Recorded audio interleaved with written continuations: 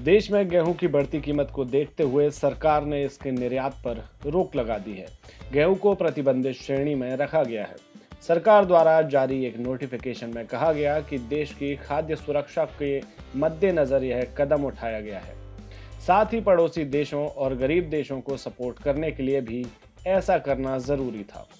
हालांकि जरूरतमंद देशों को गेहूं का निर्यात जारी रहेगा। वहीं रूस और यूक्रेन के बीच चल रही लड़ाई के कारण पूरी दुनिया में गेहूं की कीमत में काफी तेजी आई है।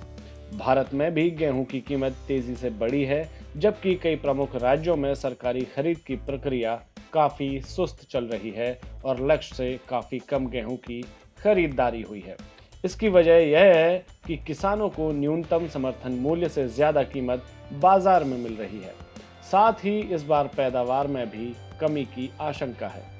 इसके साथ ही विदेश व्यापार महानिदेशालय ने एक नोटिफिकेशन में कहा कि कई कारणों से अंतर्राष्ट्रीय स्तर पर गेहूं की कीमत में अचानक तेजी आई है। इस कारण भारत के साथ साथ पड़ोसी देशों और कई अन्य देशों की खाद्य सुरक्षा के लिए खतरा पैदा हो गया है। इसी को मद्देनजर रखते हुए सरकार को गेहूं का निर्यात रोकना पड़ रहा है। इसके साथ ही गेहूं को फ्री कैटेगरी से प्रतिबंधित कैटेगरी में डाल दिया गया है। वहीं रूस और यूक्रेन के बीच चल रही लड़ाई से गेहूं की अंतर्राष्ट्रीय कीमत में करीब 40% की तेजी आई है। इससे भारत से इसका निर्यात बढ़ गया है। मांग बढ़ने से स्थानीय स्तर पर भी गेहूं और आटे की कीमत में भारी तेजी आई है।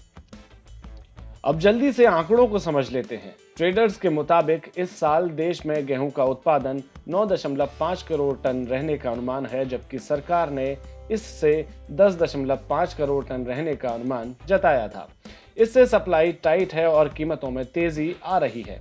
कांडला पोर्ट में गेहूं की कीमत 2,550 रुपए प्रति क्विंटल चल रही है।